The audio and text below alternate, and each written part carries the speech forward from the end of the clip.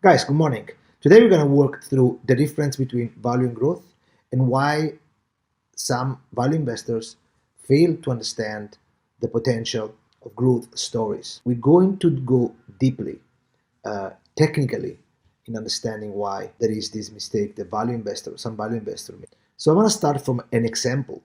Look at this. Which company would you invest? Now, in the first company, you have a profitable company for the next 15 years. Sales and net income will grow close to 40% compound annual rate. Company will initiate a dividend in the third year, so it's amazing, and it will grow then eventually 50% compound annual rate. The second company is a company with negative cash flow for the next 15 years, as a level of debt which will grow 34%. Cash balance will start 2.5% sales, and it will dwindle to 2% by the end of the period. Which would you choose?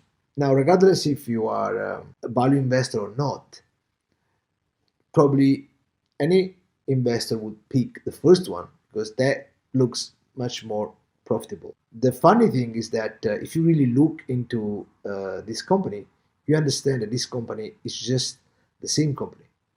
It's the same company in two different period of time, and we're talking about Walmart. So is the same company in a period which goes from 17 to 26. And if you take two segments, in the first instance, the company has been like the example two, and of course in the second one is the example one. That to prove that a company will become successful in deploying capital for the shareholder, so buying shares, distributing yield, distributing dividends, only after, of course, it was successfully implementing his strategy. By the first phase, obviously, the company will have a negative cash flow, and you will need to burn cash in order to build a technology which will give them a moat and a possibility to eventually grow. When you are a value investor, you focusing in different things, but the shallow value investor, what I call shallow value investor, means the people that wanna make things easy. And I have a sentence for them, which you can see here. Value investing is simple. Unfortunately, so was that successful investor. And one of the reasons is because some value investors focus on low price to earnings. They focus on price to book. You need to be careful with those two things because those two things might actually drive you into what is called a value trap. There's a third thing that value investors focus on, learning from Buffett, of course, the free cash flow. What is the free cash flow? Free cash flow is the cash flow that comes from, the business once everything is paid. Warren Buffett had also a formula called owner earnings, yeah, which was the free cash flow minus the cost of that you need to spend for the company and the cost you need to spend for growth and for the sustainable earnings. When you have a low price to earnings, things sound attracting. Why? Because if you have a low price earning, means that earning of the company will be able to pay you back. You get the price back of the company in few years, versus company which have a price earning very high, in which you need a lot of more time to pay you back the price of the company. Obviously, the yield looks much more attractive. If you have a price earning to 4, you will probably think that that company will be able to pay you back in 4 years. So 4 years means 25 years, 25% yield if you look at the earnings. And that makes sense. But if you look at price earning of 100, you would think, wow, take 100 years to pay me back, for the price I'm paying now. And you need to understand that price, and the company is not a bond. A bond is a coupon, and the coupon can pay you a fixed amount. Even if the coupon is 0, you understand what is the yield to maturity of a bond because you have the price of the bond. Usually, the price of the bond get paid back to 100. So if the price is lower than 100, okay, you calculate how many years you need in order for the company to pay back. What is the expiration date of the bond? Okay, and you can calculate your return, what is called yield to maturity. However, in that time, the price of the bond will give you a feeling of the risk of the company. So if I have a company which its bond is priced, I don't know, 60 or 70, you know that's a very risky bond, and the market is telling you, hey, be careful. I want to give you a bigger return because I think there is a chance that that company will not pay you back the bond. If you see bond which are priced at premium, so the price is even higher than the price they will pay you back, so the face value, okay, and they have a coupon or whatever. Anyway, you understand that the bond is obviously safer, and usually a bond. I mean, this is the investment grade bond, for example, are priced. Uh, you know, they have very low return. Now, the stocks are different. Stock is not a fixed. It's not a fixed price. It's not a fixed um, coupon. So the earnings would change. So the market cannot tell you what is how is the risk of the earnings. It can tell you only by reducing the price earning. When the price earning is low, the market is telling you, hey, I don't know if these earnings are sustainable. I don't know if those earnings can grow. No, no, nevertheless, I don't even know if these earnings would be there in the future. So low price earning means the market is telling you we are afraid those earnings are not sustainable. Usually, low price earnings are for company which has been disrupted. What does it mean? Mature company which its business is not capable to be eventually sustainable in the future. Other company have to their market share with new technologies. Price to book is a very similar, well, it's a different concept, but it's a very similar problem because what price to book is? Well, price to book is whatever asset the company has, less the liabilities. So the equity is the book, right? What is equity? Equity is asset less liabilities. If you have a bank, for example, which is going to a price to book of, I don't know, 30 cents on the dollar, you think, wow, I can buy the value of $1 for 30 cents. And that sounds attractive. Usually older value investors that, like few, some tens of years ago were looking at low price to book. They were looking at low price earnings, thinking that the market, of course, assuming the market was wrong about leaving so much value in this company. But let's say a bank, as I said, going for a third of the book. Well, in that case, probably the market is assessing that the value of the loans those bank has been lending would not be repaid. So it would be impaired. They would be write off. What does it mean write off? Write off means that those value that eventually was there is not there anymore. So it's not been write off yet, but eventually will be written off in the next earnings or in the next quarter, whatever. Usually that happens again for technologies or companies that has been disrupted. There's not really a bargain in simply assessing a company that has a low price earning or a low booked value. A cheap company is a cheap for a reason. Look at the Gordon growth model. This company might look complicated for some of you. At the end of the day, it doesn't mean anything. I mean, you know that it's very easy. That's what I mean. What is an asset? An asset is only and simply the future sum of cash flow discounted by its hurdle rate, but minus the growth, because those cash flow will eventually grow, or maybe the growth will decrease. So if you look at this, and I see you can pointing out that this is a distribution of a company. It could be the dividend, the increase of the dividend during time of a particular growth value, and then the other rate minus the growth. So if the growth is very high, then this model is kind of like cannot really be assessed because the growth you will have a denominator, a number bigger than the hurdle rate. This is to explain growth companies. Growth companies have a highest price earnings because they will price growth implied in that value. So what you need to do when you assess growth company is do a sensitivity analysis. We're going to show eventually how to do that, where you can understand what is the market pricing in, what growth the market is pricing. Companies that grew a lot have high price earning. They meant to grow those earnings exponentially. When those companies go to earnings, if they don't meet the growth which they price for, they get beaten badly at earnings. So if you see a beat up company earnings, a growth beat up company earnings, it's because they either lowered dramatically the guidance or they did not meet expectations. Value investors know and we acknowledge there is risk in growth. And value investors are meant to be risk averse. But if you want to be a real value investor, you don't look at cheap company.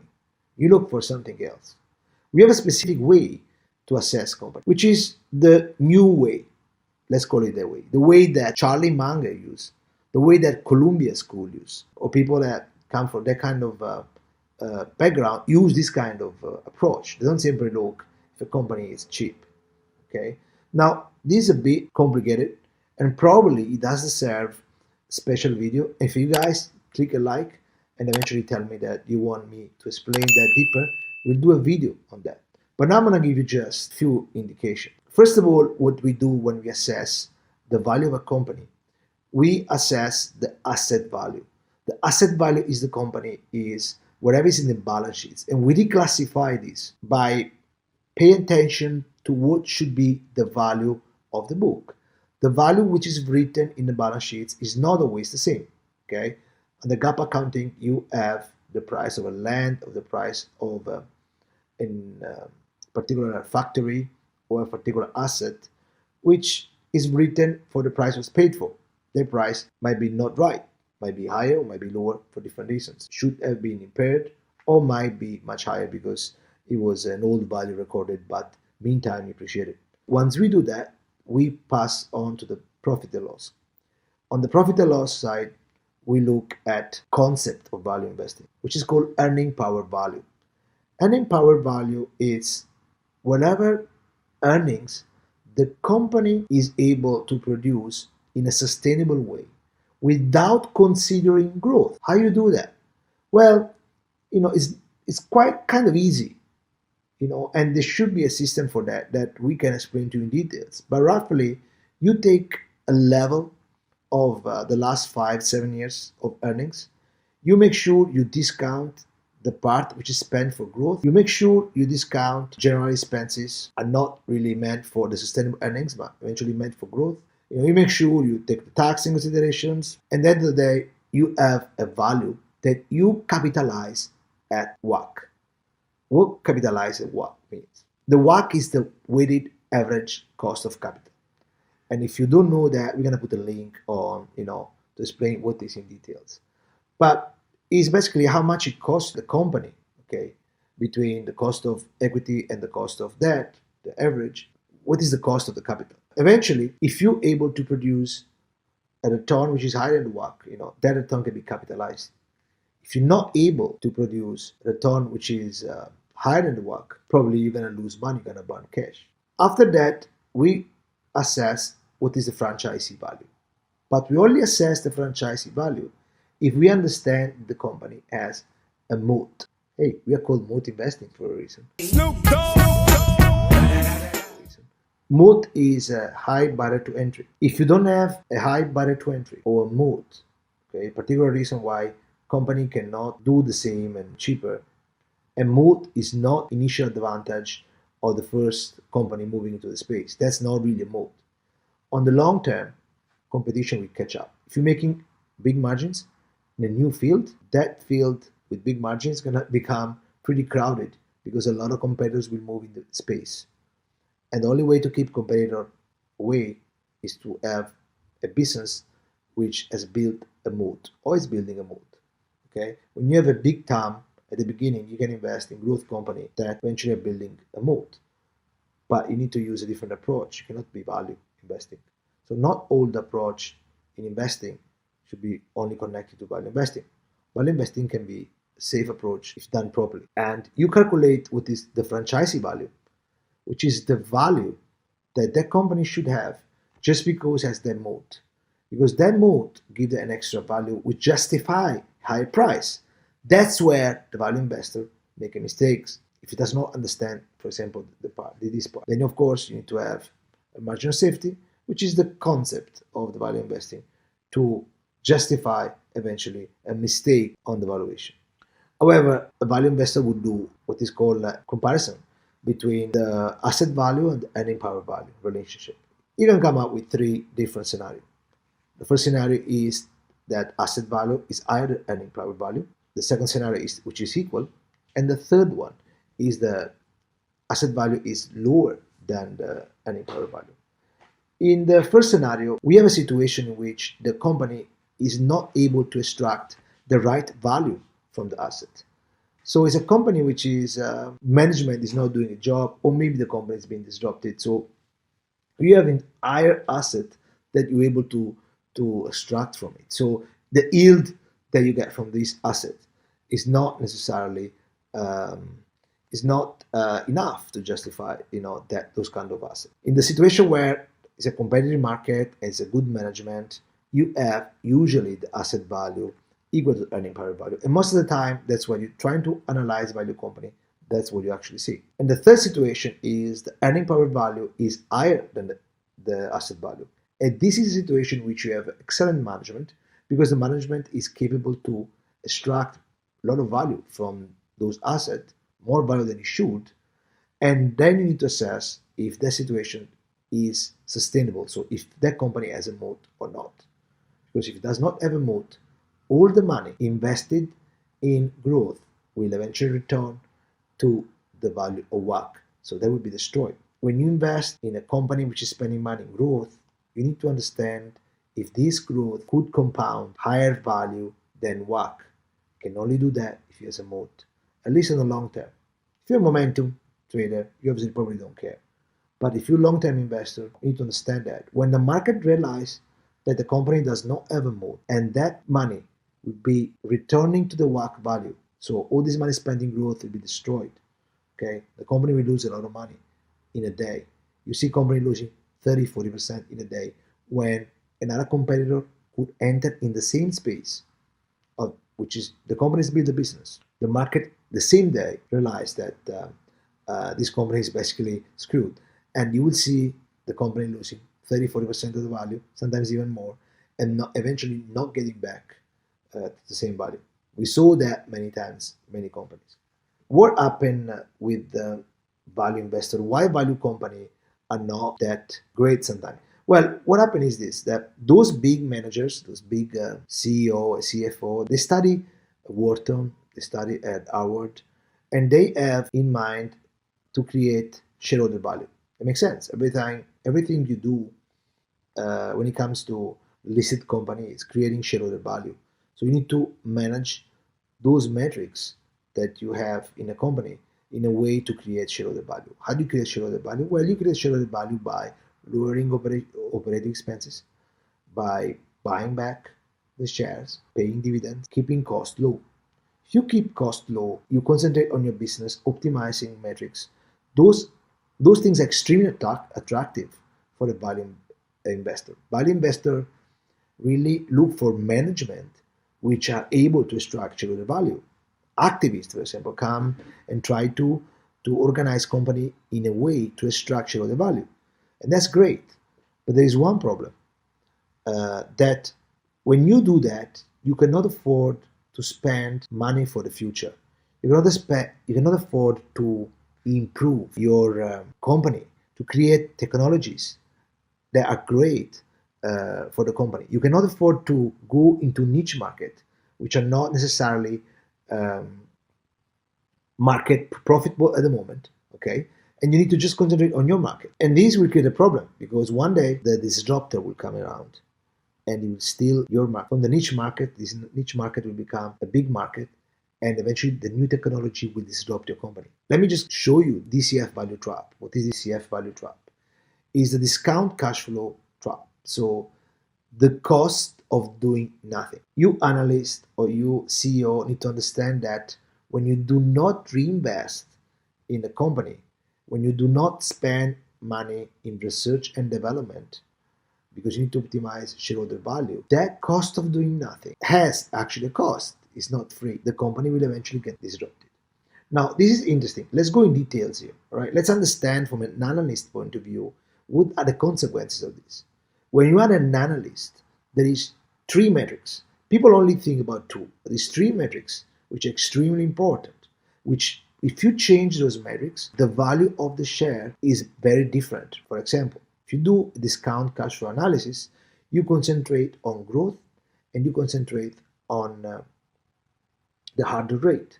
So moving the hurdle rate and moving the growth will give you extremely different result on the valuation of the company. Usually, it's pretty easy, at least for a few years, to understand using the consensus what could be the estimate of growth. The hurdle rate, I mean, more or less, value investor or even growth investor, they will base their value on either on the interest rates and what is at the moment the cost of treasury plus the premium for the risk. But eventually, everybody, all of us, go around 10 to 15% depending on the expectations of return and on the risk. What people don't understand that the difference is in a third metric. What is this third metric? Is the terminal value. The terminal value is responsible even up to 100%, 70, 80, 100% of the value of the final price. And the terminal value depends from wherever the company will grow or will be disrupted in the future. If the company has invested in intangible, then the company will be able to keep growing at a higher rate. If the company has not invested in intangible, does not have any technology, in 10 years that company will not grow. The terminal growth will be minimum zero or even less, even decreasing. And that changed dramatically the price of the share. If you do calculation and put 4% terminal growth or 1% or 0.25% growth, you see the price change dramatically because that's a perpetual value that you are actually input in the formula. So that where things change. So this is one of the issue that some analysts fail to understand. They look how attractive is such a low price earning without understanding the reason why. Or they see how unattractive is such high price earning, such a high estimated growth without understanding if the company is spending money. GAAP accounting does not have any ability to capture the research and development that the company is spending in a technology. Research and development through GAAP accounting go through the profit and loss. They go through losses. So you have losses that you cannot, capitalize in the GAAP accounting. But the truth is that all those losses that you see year by year spent in research and development, if they spent properly, they are spent to create technology that will create a stream of future cash flow, which would be essential, be extremely important for the future of the company, and which will make a big difference. So this is one of the reasons why people fail to understand. Look at this. Look at the performance between innovation, growth, and value. Look at this. How much ARK Invest has outperformed Berkshire. Berkshire is being completely destroyed by ARK. And we can argue that, the amount of money available to Berkshire is much bigger, it's much more difficult, Warren Buffett has been a star. But the truth is that Warren Buffett has failed to understand the innovation process. Okay, what is the innovation process? Well, the innovation process is how innovation works. On the left side, progress of technology performance, and on the X, you see the cost and time. And those curve that you see here, it's called S curve, is just that, to make it easy, means that at the beginning, the progress of technology is very slow. So you do not see with time and with cost a lot at the beginning. You don't see a lot of value in it. You don't see a lot of progress in it because that when technology is still at early stage, it takes time for technology to pick up. It takes time for the technology to be successful and to develop in something which is quick, which is nice, which is useful. Only eventually afterwards, when technology speed up, then you see a curve which will show you that the progress improved dramatically the performance of the tool, of the technology. The technology is able to scale and produce meaningful value to the people, and to the sector. You need to try to invest at early stage and wait years in order to compound the value, or try to understand how to invest before there is that S point moving. Why? Well, what happens is at the end, when the curve is moving, Another technology was moving higher, it reached level like a plateau, right? At that point, there's another technology coming in, and that technology could replace and disrupt the existing one. So that's the way it works. There's another issue that need to be actually taken in consideration. You cannot create great company, a great mood, without having free cash flow burning at the beginning. All the greatest company in the world, as I proved to you, as I showed you at the beginning, in order to become whatever they are and to create a mode, they have to spend money. They have to create valuable technology, valuable mode, valuable business model. It takes time and a lot of money to develop in order to have that barrier, and to develop technology which is totally disruptive. So be careful when you invest in value company. Only invest in value company if you understand, that those companies are valuable, not because simply they're cheap, but because you did assess their mood, you did assess their franchising value, and you have a good margin of safety versus their franchising value. Cheap means nothing. Most likely, cheap means a value drop. Also, if you think that a company is a bad investment because it's burning money, well, think twice. Think what they're burning those money to. Is those money burned in stupid things, or is burning in research and development, which is not burning, or they are creating something? Okay, look how much is the value of this research and development. Go into the balance sheets. Sum those research and developments up. Capitalize the research and development to a WACC or to a value that you think is feasible, and try to understand, what could be the value of those research developments spent during the last 10 or 15 years. That makes a big difference. And you can do that with Apple, with Facebook. You can understand that. Or look if a company is, when the company is only distributing dividends or is only buying back, think why it's doing that. It's because it does not know where to invest anymore, does not have any new idea, does not developing a new technologies. Remember the terminal value trick. Remember to value a company by adjusting the terminal value according to how much money they spend or they're spending in technology. If a company is only squeezing money to give that to the shareholder, remember that has a price, and that price need to be included in your valuation when you look at the terminal value. Guys, if you like this video, please click a like, and hey, thank you for listening.